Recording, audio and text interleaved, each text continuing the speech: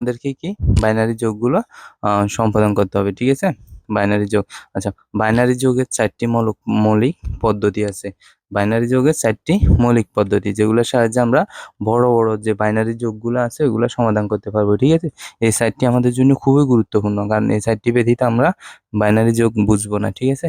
So তোমাদের বোঝার সুবিধার্থে আমি আজকে আমাদের ক্লাসের মধ্যে এই 4টি রুলসকে, মৌলিক বিষয়গুলোকে খুবই আকর্ষণীয়ভাবে সাজানোর চেষ্টা করেছি, যাতে তোমরা আমার কথা শুনলে এবং দেখলে তোমাদের এই বিষয়গুলো বোঝা হয়। যে আচ্ছা, দেখো, অনেকেই করে কি, বাইনারি যোগগুলো কি করে মুখস্থ করে রাখে।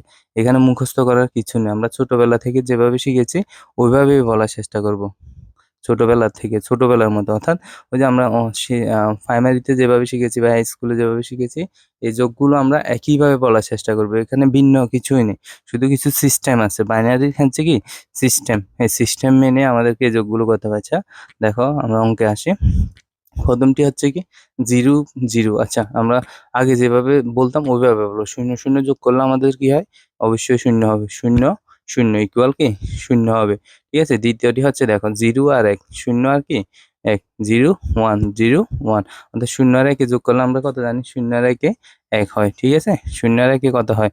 1। তাহলে যেহেতু বাইনারি সংখ্যা পদ্ধতির ক্ষেত্রে আমরা কি 0 1 এই দুইটি সংখ্যাই ব্যবহার করতে পারবো, অর্থাৎ 0 1 এর ক্ষেত্রে যেহেতু শূন্য আর একে 1 হয়, একটি কিন্তু আমরা লিখতে পারবো, যেহেতু এখানে আছে। দেখো, শূন্য আর 1 ব্যবহার করতে আমরা শুধুমাত্র বাইনারি যোগের ক্ষেত্রে কোন সংখ্যাগুলো ব্যবহার করতে পারবো? শূন্য আর 1, শূন্য আর 1, শূন্য আর 1 ব্যতীত অন্য যে কোনো সংখ্যা বাইনারি যোগের ক্ষেত্রে ব্যবহার করা যাবে না। শুধুমাত্র কোন সংখ্যার সাহায্য করতে পারবো?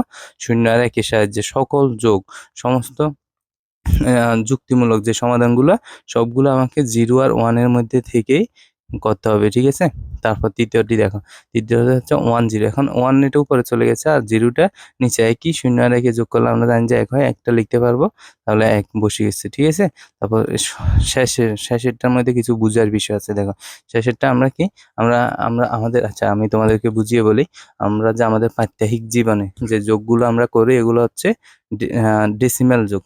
ডেসিমাল অর্থাৎ দশমিক যোগের সাহায্যে আমরা আমাদের প্রাত্যহিক জীবনে সমস্ত হিসেব নিকেশ করে থাকি, ঠিক আছে? আর বাইনারি যোগ তাহলে কোথায় ব্যবহৃত হয়? বাইনারি যোগ বিভিন্ন যুক্তিমূলক কাজে, বিভিন্ন ইলেকট্রনিক ডিভাইসের মধ্যে বাইনারি যোগগুলো ব্যবহৃত হয়ে থাকে, বা বাইনারি সংখ্যা পদ্ধতি, বা যে বিশেষ করে কম্পিউটার ইলেকট্রনিক ডিভাইসে বাইনারি সংখ্যা পদ্ধতির ব্যবহার ব্যাপক, ঠিক আছে?